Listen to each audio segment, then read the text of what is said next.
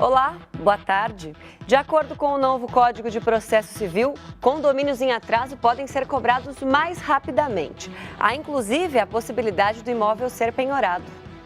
No malabarismo mensal para pagar as contas, o condomínio tem ficado fora das prioridades de muita gente. Na inadimplência em 2015, no ano de 2015, comparado com 2014, teve uma elevação de mais ou menos 11%. A inadimplência da taxa condominial atinge 40% dos 200 mil prédios de todo o Brasil. Mesmo que haja uma reserva para cobrir gastos extras, quando a falta de pagamento da mensalidade se acumula, as dívidas acabam sobrando para todos os moradores.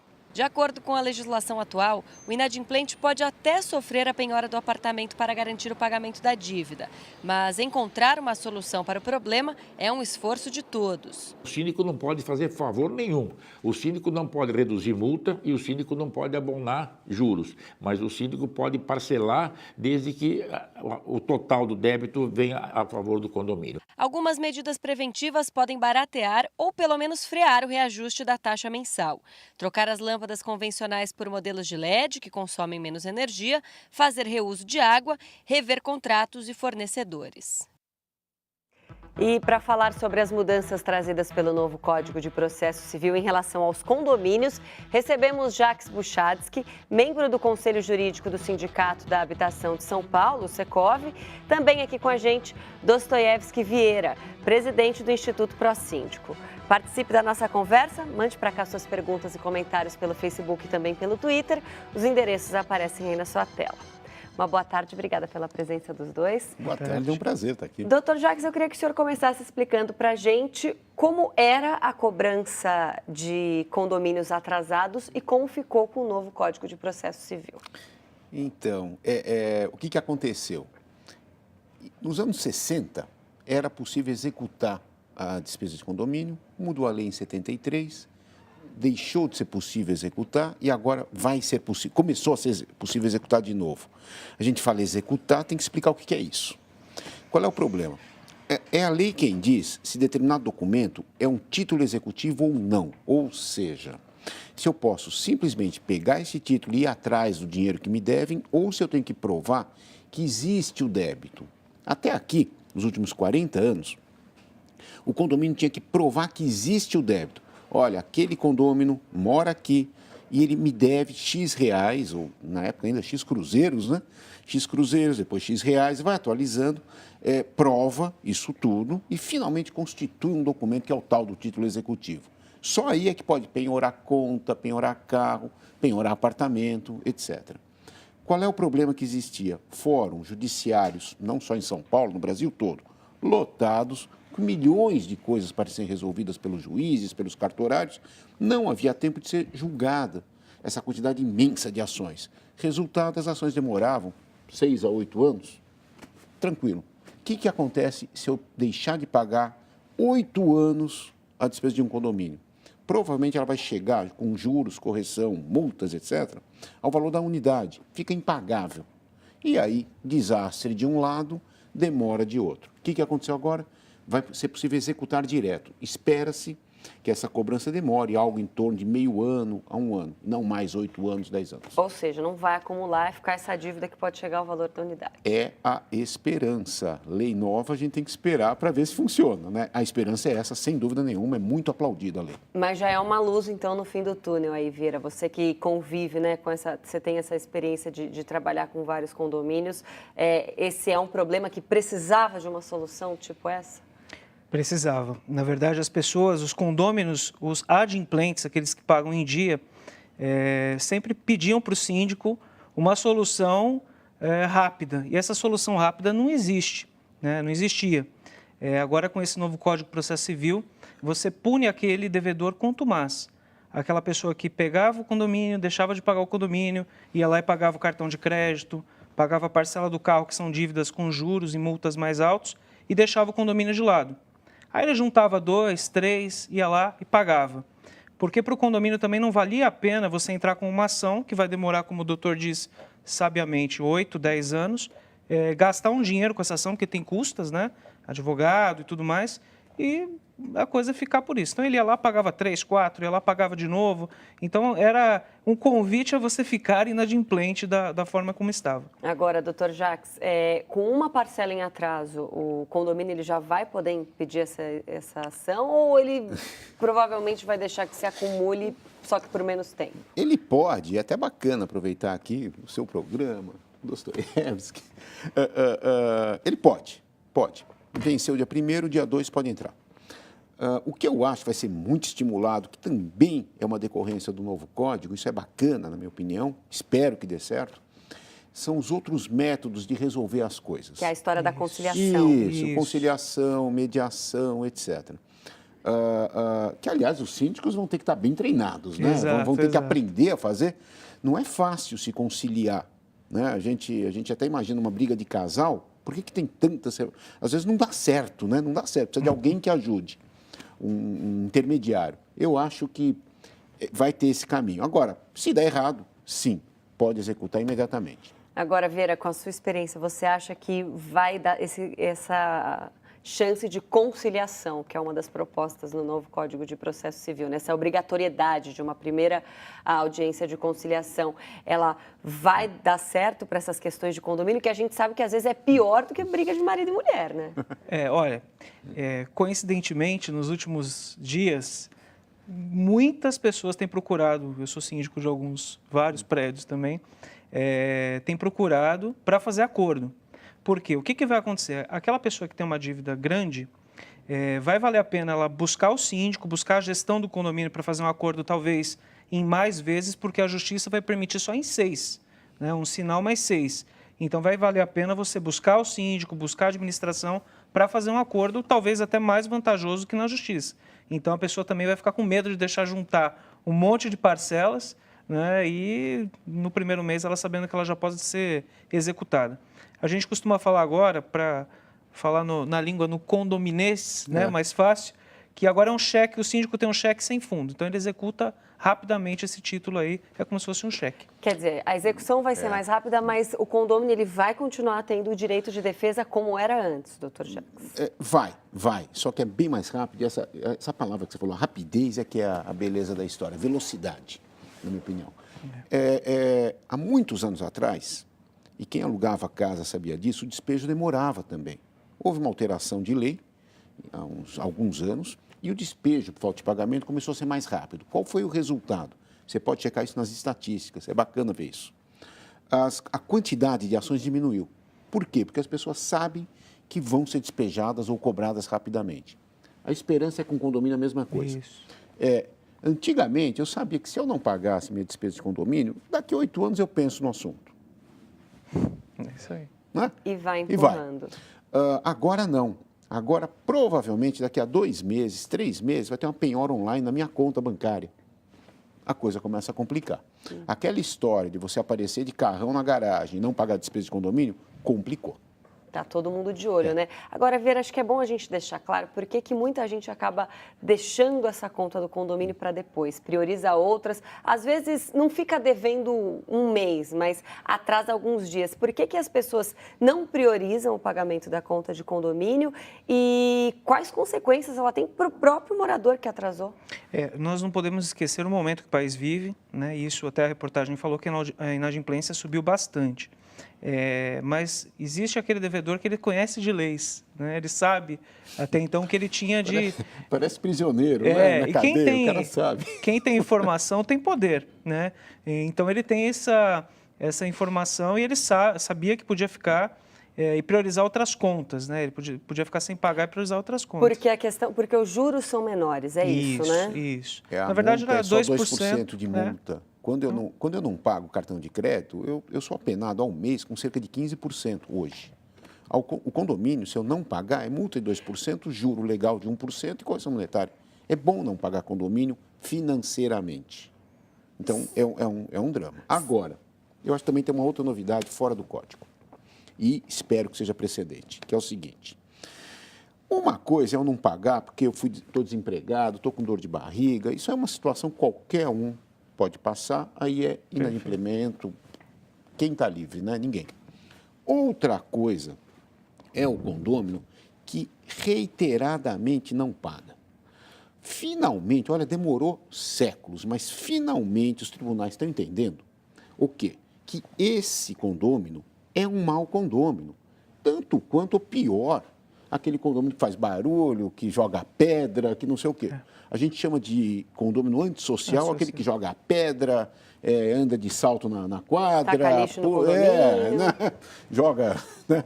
Churrasco fora de hora. Não, esse aí também é. Só que o não pagante é pior ainda, porque o principal dever do condômino é arcar, né? Fazer parte dessa vaquinha. Agora, ele vai ser multado, além dos 2%, ele pode ser multado como condômino antissocial, o que significa uma pena de até 10 vezes o rateio do condomínio. Isso vai ser brilhante. Se eu somar isso com a execução, espera-se que esse problema a gente não esteja mais conversando daqui a um tempo. Agora, uma dúvida sobre condôminos inadimplentes, né? Fora essa cobrança que vai ficar mais ágil, é a expectativa, pelo menos de acordo com esse novo Código de Processo Civil. Ele está passível de sofrer alguma punição, não poder usar área comum, ele não pode, enfim, perde algum direito de condômino? Na verdade, ele só pode ser cerceado dos direitos dele em algumas questões. Por exemplo, locar um salão, que é um dispêndio financeiro, né? Ele não pode locar se estiver devendo o condomínio. Agora, por exemplo, tem síndicos que cometem arbitrariedades, proibindo de receber correspondência, sabe, distinguindo os filhos dessas pessoas em recreações, às vezes, que o condomínio tem. Isso é totalmente ilegal e o condomínio é passível de receber processo de danos morais. E o condomínio pode informar, por exemplo, naquele demonstrativo que vem junto com o boleto do condomínio, quem que está inadimplente ou se as unidades que estão inadimplentes, que acaba sendo a mesma coisa? Eu acho que não só pode, como deve. É preciso lembrar que o síndico tem um dever, ele está administrando coisa que não é dele, está administrando o bem comum. Ele tem o dever de prestar contas, isso é legal, moral, inclusive. Ao prestar contas, não basta ele dizer entrou 1.000 e saiu 900. Ele tem que dizer entrou 1.000, devia ter entrado 1.100, porque a unidade X está devedora. Como também tem que explicar, lá na reportagem, vocês puseram o doutor Hubert de Gebara, falando, não, o síndico não tem poder de fazer favores. De fato, ele tem que explicar. Olha, a unidade tal está devendo R$100 e a atitude que nós, condomínio, estamos fazendo é a seguinte, estamos entrando com uma ação, estamos fazendo um acordo, sei lá. Então, quer dizer, sim, o condômino que que se sente constrangido por estar exposto, na verdade, ele não pode ser priorizado em detrimento dos outros que vão ficar se perguntando, cadê esse dinheiro? Cadê o dinheiro? Porque é que nem o Vieira falou no começo, quem paga está pagando um pedacinho a mais do débito de quem não paga, né? Porque o zelador tem que ganhar, a conta de luz tem que ser paga. As contas continuam iguais, né? E ninguém está lucrando, né? Não tem pelo lucro menos, na história. se tiver tudo certinho, ninguém está lucrando. É uma vaquinha, Saímos nós três para comer uma pizza, né? Eu te convidaria, mas se não convidasse, né? A pizza saiu R$30, cada um tem que pagar 10. Se um levanta e não paga, os outros dois vão pagar mais. Bom, a gente recebeu aqui uma pergunta da Ana Maria. Ela quer saber se existe uma diferença na cobrança de condomínios para locadores e para proprietários. Não, a única diferença existe em alguns fundos. Por exemplo, benfeitorias. Quem paga é o proprietário, né? Melhorias que sejam promovidas no condomínio também, obras, né, que sejam obras que fiquem agregadas ao patrimônio. Pintura, também é o proprietário que paga, tá? Então...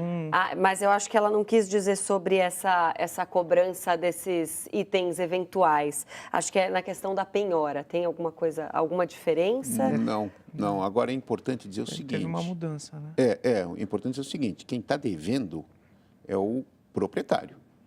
O inquilino do apartamento deve para o proprietário. O proprietário deve para o condomínio. Então, quando a gente fala vou executar, eu vou executar diretamente o proprietário da unidade. E ele que depois cobre do jeito que quiser, do inquilino dele, que eventualmente não pagou a despesa diretamente. Seja através de um despejo de pagamento, etc. O que acontece é o locatário aluga um apartamento e ele assume todas aquelas dívidas. Se ele não pagar, o responsável é o locador. Entendi. problema- Então, se houver uma ação de execução, vai Será ser contra o locador. contra o locador. e não Na contra o verdade, para o locador. condomínio não importa, Não importa. quem seja a pessoa. A dívida é do apartamento ou da casa, da unidade. Então, ela fica. É igual o carro. Você está usando o carro, mas a dívida está vinculada ao dono. Bom, e com relação à participação em assembleia, a obrigações, Isso é só também praia. fica Isso é só praia. fica direto com o proprietário ou o locatário também pode eventualmente participar de uma assembleia? Pode, desde que seja munido de uma procuração, né, e ele esteja em dia com o condomínio. Tá? Uma procuração com fins específicos, ele pode sim representar o proprietário. Muito bem, a gente já continua aqui a nossa conversa, vamos para um rápido intervalo. Continue participando do nosso bate-papo, veja agora os endereços.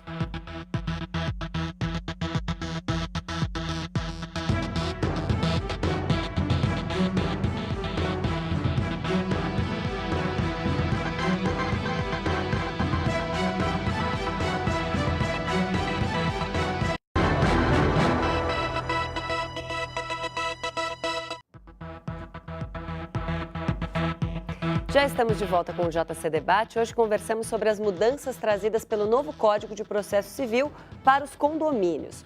Com a gente, Jacques Buchadsky, membro do Conselho Jurídico do Sindicato de Habitação de São Paulo, Secov, e Dostoiévski Vieira, presidente do Instituto Prosíndico. Continue participando com suas perguntas e comentários pelo Facebook e também pelo Twitter. Quem mora em condomínio em São Paulo busca comodidade e facilidade. Além dos habituais salão de jogos, churrasqueira e academia, agora também buscam parcerias com comércios locais para oferecer mais serviços para os moradores. Academia, um salão de beleza, lava rápido, food truck. E tudo sem precisar passar pela portaria. Para facilitar a vida dos moradores, esse edifício na Zona Leste fez parcerias para uso exclusivo dos condôminos. É só o tempo de pegar o elevador, descer e já está na academia. Outra vantagem é que aumenta um pouquinho a arrecadação do condomínio. Parte da receita do aluguel dos espaços ajuda a cobrir custos administrativos. Todo esse dinheiro arrecadado ele é reinvestido dentro do condomínio, voltado aos moradores mesmo. Os serviços dentro de condomínios são uma tendência. Nos novos, a infraestrutura para isso já é planejada na planta. Nos mais antigos, é preciso adaptar o espaço e aprovar a decisão em assembleia. Mas é importante avaliar a viabilidade de comercializar os serviços. Acima de 2 torres, mais de 100 apartamentos, com condomínios com perfil familiar, onde tem pelo menos 3, 4 pessoas morando em cada apartamento, começa a ficar viável a instalação de serviços e comércio no condomínio. Bom, a gente pegou um exemplo que é aquele chamado condomínio clube, é mais ou menos isso, né, Vieira? Isso. Nesse caso, esses serviços, eles são voltados apenas para os condôminos, mas, de qualquer jeito, tem os funcionários desses estabelecimentos, o que aumenta a movimentação no prédio, né, no condomínio. Quais cuidados que têm que ser tomados nesse sentido? A principal questão, quando você faz essas facilidades, você cria essas facilidades dentro do condomínio, entender como que isso vai atrapalhar a rotina do condomínio, a operacional, né? Então, por exemplo, eu tenho um condomínio que tem uma feira livre lá dentro, que as pessoas vão lá, comem pastel, tudo mais. Só que a feira trazia sujeira, pombos e tudo mais. Então, nós revisamos o contrato, fizemos um trabalho justamente de tornar isso mais usual e não atrapalhar as pessoas. Então, a principal questão é você ter um operacional, um escopo de segurança bem definido, saber quem são as pessoas que vão entrar. Não pode você abrir como se fosse um comércio, né? Tem que tomar esse cuidado e sempre o síndico procurar aprovar isso em assembleia. Tá? Esse é um tipo de decisão que vai impactar as pessoas. Então, tem que aprovar em assembleia. Tem que ser aprovado em assembleia. Tem que comunicar, pelo menos. Tá? Comunicar, dizer quanto que o condomínio vai ter de contrapartida por conta disso, né? Enfim, é uma questão que os condôminos têm que ter um nível de entendimento para que não tenha nenhum tipo de ruído na gestão. Existe também a possibilidade de, em pontos específicos, né, da alocação da laje para colocação de antena. Quer dizer, não vai ser um comércio em si, mas vai gerar essa arrecadação. Em tempos de crise, qualquer dinheirinho extra dá para aceitar ou nem sempre, doutor Jacques? Eu voltaria aqui na Assembleia. É necessária a Assembleia. Essa coisa de antena, quando começaram as antenas essas de celular, né, começaram a alugar, um dos folclores ou não folclores, que se falava muito, é que dava câncer. Inclusive. É. Não se provou, mas Não é um, se sabe, um assunto que os condôminos têm que resolver. Olha, quero me arriscar, acredito, não acredito, né, sem maiores problemas. Eu acho que tem que ser aprovado em Assembleia. Sim, é possível. É importante dizer o seguinte, existe uma legislação comandando tudo isso. Então, o condomínio também tem que se preocupar em ver se a legislação está sendo atendida. Vai de altura, prefeitura, se passa avião, se não passa avião. Porque a responsabilidade vai ser o prédio pode arcar com uma possível então, responsabilidade. Tudo isso tem que ser visto. É muito importante que o síndico se preocupe. Talvez aí seja a dificuldade de ser síndico, né? Ser eleito é a parte fácil da história. Nem sempre, né? Nem sempre. Mas é a parte mais. Agora tem uma questão que o senhor falou que não tá muito, não tem regras, né? Não tem lei que fale, que é sobre, por exemplo, um condômino que resolve alugar um quarto no apartamento dele. A história do quarto, né? Teoricamente, vamos imaginar um prédio residencial, um condomínio residencial. Está escrito lá na convenção, este condomínio é residencial, fins residenciais. Enquanto essa sutileza do que deixa de ser exercício residencial, um advogado, por exemplo, poderia trabalhar dentro da sua residência, um médico, como antigamente eles atendiam em casa, né?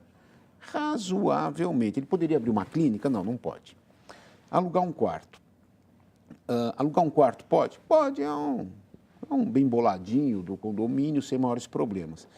E fazer uma alta rotação de locação em que muda o frequentador a cada 2, 3 dias? Pode. Eu acho que aí já não pode. Não tem uma regra clara, mas eu acho que aí nós estamos desvirtuando um bocadinho o espírito, a destinação daquele condomínio. Logo, o síndico vai poder entrar nessa situação e falar, olha, não pode. Bom, a gente inclusive recebeu um exemplo de um caso desse. A Cristiane Oliveira falou que o prédio dela é residencial, mas alguns condôminos acabam usando as unidades comercialmente, gerando uma despesa que não é dela. Acredito que acho que pelo aumento talvez da conta de luz, né, da conta de água. Ela mora em frente ao aeroporto de Congonhas, então tem essa movimentação. Agora, falando também das atribuições do síndico, né, tem aqui uma pergunta do João Carlos. O síndico pode ser mediador na negociação de conflitos dentro do condomínio? E de que maneira que isso pode acontecer, Vieira? Isso é uma boa pergunta. As pessoas, muitas vezes, até por causa da música do Tim Maia, né, chamam o síndico. Tudo eles chamam o síndico, né? E a principal questão é que o síndico é o regulador do coletivo. Ele regula questões coletivas. Então, a briga é eu e o Dr. Jacques aqui. Nós temos que resolver nós dois. A partir do momento que o Dr. Jacques está fazendo algo que atrapalha a coletividade, mais de 1, 2, 3 pessoas, aí sim o síndico intervém. O que você vê muito, principalmente em condomínios com perfil mais amador de administração, é o síndico indo lá mediar briga de casal, briga entre vizinhos que, na verdade, eles não se bicam mesmo. E isso está errado. Ele está trazendo para o condomínio uma responsabilidade que não é dele. E para si mesmo, né? É interessante essa sua colocação no sentido de que a gente tem que se pautar direitinho. Até onde vai o condomínio, até onde vai o síndico, né? O síndico não é polícia, É que normalmente não é juiz de paz, por trás nada do síndico disso, né? tem também uma administradora, né? Que também não está lá para administrar dentro do seu apartamento. Ela está lá para administrar contas, o condomínio, as contas, a gestão, os empregados lá do prédio, etc. Ela não pode dizer que marca de geladeira você vai comprar, né? Não é da conta dela. Bom, está chegando bastante pergunta aqui. Agora veio do José de Anchieta, de Maceió. Ele diz que ele é membro da junta administrativa do prédio e gostaria de saber se ele pode interromper o fornecimento de água de um apartamento inadimplente. Pode não. Pode não. Vai ter que segurar a onda aí, né? Não. Olha, qual o caminho que ele pode? Tem um julgamento que eu conheço, não sei se tem outro, aqui do Tribunal de Justiça, em que num caso muito específico aqui num prédio lá da região dos Jardins, em que aí sim interromperam o uso de algumas coisas, mas era uma situação totalmente fora do normal. Em geral, o que se entende é o seguinte: o condômino inadimplente já é punido ao pagar a multa. Se a multa está certa ou está errada, aqueles 2%, é uma outra história, culpa de quem fez a lei, não do condomínio nem do condômino. Agora, não pode interromper via de regra. Uma saída que as pessoas têm dado é, pouco a pouco, distinguir as despesas e fazer medidores. Por exemplo, medidor individual. Se ele não paga água, a concessionária é que vai ter briga com ele, não o condomínio. Eu não sustento a água do vizinho, né? Isso se for tudo separadinho, Sim, como os prédios mais novos Eu acho que é uma fazem. tendência forte isso aí. Tá, uma tendência tá forte, alastrado né? já, isso. E o principal também, o condomínio não pode assumir para si, o que eu acabei de falar, responsabilidades que não são dele. Quem tem atribuição de cortar água é companhia de água, não síndico ou empresas que não sejam empresas credenciadas pela companhia. Por isso, talvez, então, seja bom fazer uma assembleia e tentar decidir em assembleia separar todas essas contas nos prédios mais antigos. Eu acho. Talvez seja mais válido, vai evitar a dor de cabeça. Aí vai água, vai serviço serviço de Gás. cabo, gás, um monte de coisas que a gente embute, né, na despesa de condomínio e que cada São um paga a sua. consumos, né? É a pessoa que tem que pagar o que ela consome. Bom, está chegando um monte de perguntas, mas infelizmente o nosso tempo acabou. Queria agradecer a presença dos dois aqui. Muito obrigada. O JC Debate fica por aqui. Você pode se inscrever no nosso canal no YouTube. Lá estão todos os nossos programas anteriores. O endereço é youtube.com/jornalismo TV Cultura. Nós voltamos amanhã, 12:30. Uma ótima tarde para você. Até lá.